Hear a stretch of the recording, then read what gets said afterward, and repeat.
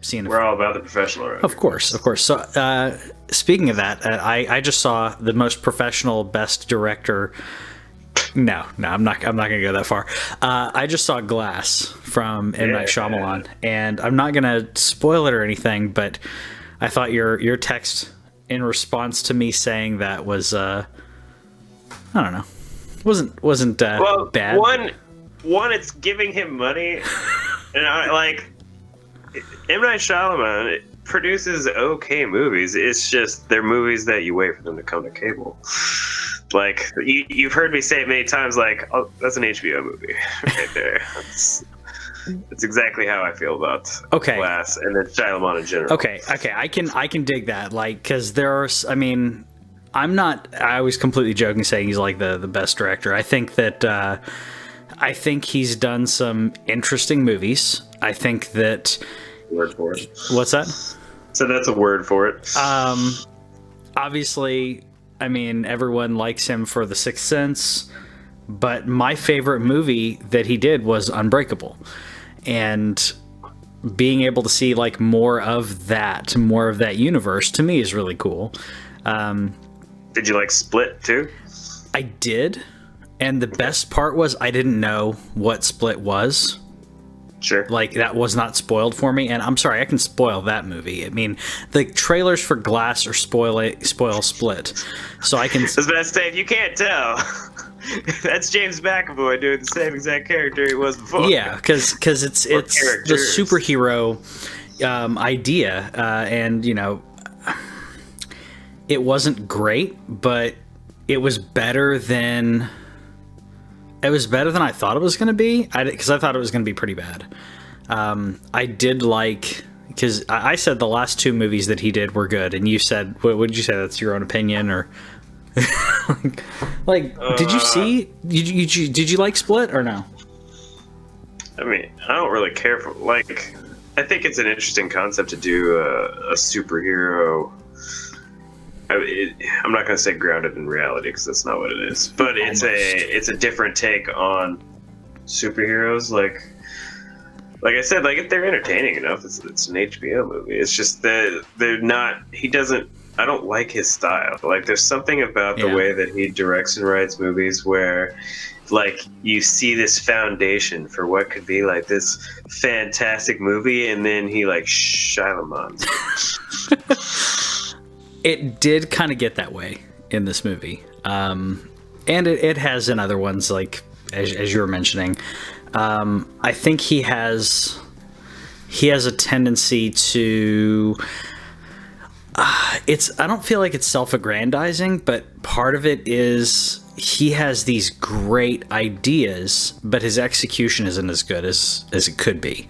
I almost feel like he suffers from the George Lucas syndrome of...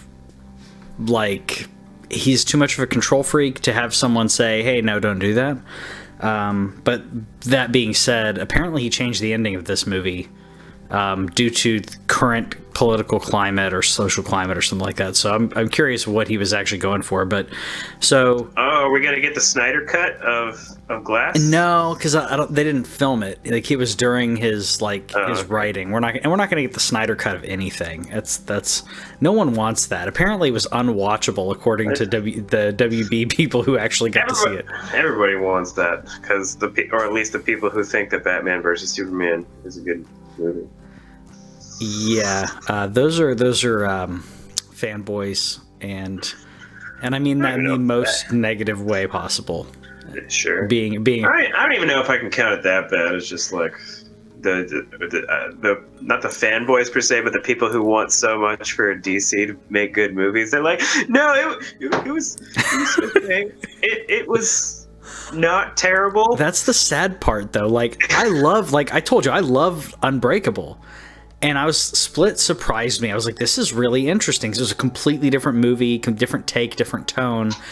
And then this movie, you know, if I was going to be a fanboy about it, I'd be like, oh, it's so amazing because you get to see this and you get to see, and Mr. Glass and Unbreakable, whatever David's character you're going to call him, which I'm not even going to spoil that here. But, like, it was like half good, half mediocre, like half Shyamalan. Yeah, and it bothered me. Like, I mean, it's not like I said, it's not bad, but it's kind of like The Village, where The Village isn't bad, but it's not good. So you're stuck with this like half baked.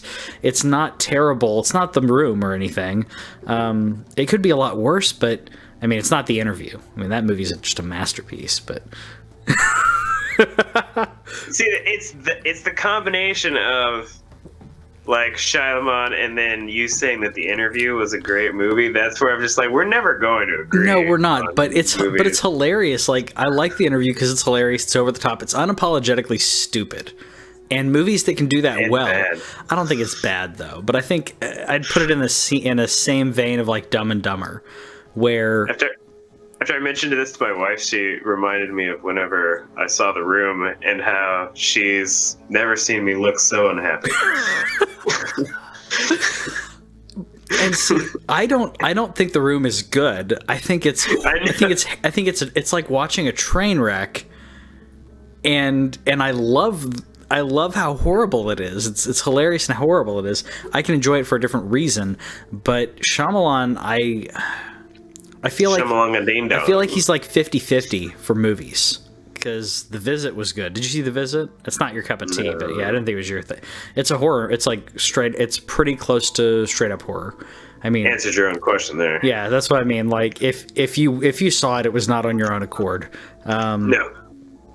But The Village was meh. Lady in the Water I didn't like.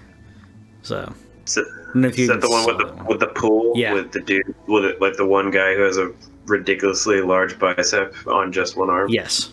Yeah. And Paul Giamatti and... Yeah. No, it's pretty much, for me, it's just The Sixth Sense. And then I'm done. You don't like Unbreakable? No. No? Huh. Sixth Sense was amazing. I'll admit that, but like I would thought, and even then, it was amazing in 1995 or whatever. Oh sure, that was that sure. It came out. Oh, I don't even know if it still holds up. I haven't watched it in forever. I mean, I thought it was good, but I noticed, I don't know if he uses the same cinematographer or he insists on certain things, but his like cinematography and his angles are just kind of dated. Like they're still stuck in like the early 90s, but. But it was also, so it was the combination of like you see a lot of movies, so I understand you spending money on it, but like you're specifically going on a Thursday to go see Glass. Yeah. The third, like, so it just came out tonight, right? This is yeah, the first show. Yeah, it just came out tonight. Sorry, yeah. John just messaged saying, "What movie are you talking about?" We're talking about Glass, because kind of talking about Glass. We're talking about M Night Shyamalan and his directorial style, if you will, and lack thereof of execution. Well, John says that. Hold on, stupid. Sorry, that was my phone. Sorry. Yeah, but John says that The Last Airbender was clearly his best work, and I agree. Okay, The Last Airbender. Top-notch. You know, the saddest part about that is he did it because his kids love like The Last Airbender, and like he wanted to like make a movie of that, and that bothers me because The Last Airbender is really good. It's a really great show. Yes, the show is great. The movie's horrible. Okay, I don't usually walk out of movies. I've only walked out of one. You only walked out on one? Okay, I walked out on like 3, maybe. Okay. I can't remember offhand. I walked out of The Last Airbender. I still have not finished that movie. It was so terrible that it's fair. Yeah, that I walked out on that one. But I walked out of Alexander. Alexander, what is? Yeah, when Colin Fair, what's his name from SWAT, among other things. I don't know why that's the first movie I go to him with. Colin Firth? No, the British guy, or is he British or American? I think he's Irish, actually. Oh, okay, yeah, it's Colin Firth. Yeah, the guy who played Bullseye in the really bad Daredevil movie. Yeah, exactly. So he played Alexander, and it's the worst. Like, there's The Room, there's that kind of worst where The Room is like the actual worst, but Alexander, in terms of like most money spent on production and everything. Worst. So is this Alexander the Great? So is he? Yeah. So it's like it's a telling of Alexander the Great. Yeah. I completely missed that, but that sounds. It was 2007, maybe. I'm guessing. Let's see. What else did I walk out of? Wasn't Cloverfield? I can't remember what. Like, yeah, Cloverfield wasn't terrible. Cloverfield. 2004. Okay, Cloverfield. I almost walked out of, but only because I didn't know it was going to be shaky cam. Like, it's really hard. The entire thing is shaky cam, and that was the first. The production doesn't bother me; it just makes me a little sick. Yeah. I would agree. Like, I don't like when directors use it in action scenes, because to me, like, I want to see the action. Like, I'm sorry, I grew up watching like Jackie Chan and Bruce Lee movies. Like, I want to see how they're like doing their punches or whatever. So when you have the quick cuts, like the Bourne Identity kind of brought that into the light, and then you got that and shaky cam going on. I'm like, just get out of here with that. Like, I think it takes me out of the action, and I feel like none of the actors can actually do what they're supposed to be doing, so they have shaky cam to compensate for that. That's what I think. Yeah, I don't know. It's one of those artistic expression things where I don't know. But then again, it's a Godzilla movie, yeah. So if you're really expecting the actors to do much anyway, so that's why from that perspective it didn't bother me, because I was like, oh hey, imagine that you were watching the Matthew Broderick Godzilla and there's Hank Azaria with his camera on there, and you're just watching Hank Azaria's thing. Now add his commentary to it while his camera's rolling, and it would be. Wait, you're talking about the best Cloverfield movie ever. Oh, okay, yeah. I guess that could be cool. Oh, by the Robert in the chat said, "Nope, I paid my money. I'm in here. Never walk out." And John brought up. I'll be quick on this one, but I had a room. I had a party that I threw so everyone could watch The Room. And have you heard this story? I don't know if you had heard this story. Yeah, you had this story. That's why I told him he's gonna tell his story for the rest of his life. John's gonna tell it, and I'm gonna tell it too, because it was so horrible. There were supposed to be like 12, 13, 14 people that were supposed to be there, and the day of, slowly but surely, like the Facebook like invite had more and more people who couldn't come, and it was because they Googled what The Room was. No, they legit, like, because later on they watched it and everything, because I made them watch it at my birthday party.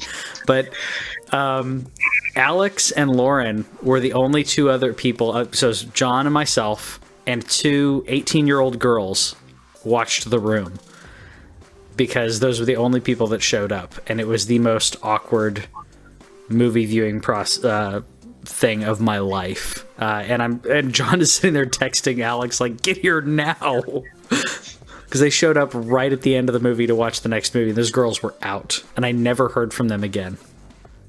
Of course not. It's The Room.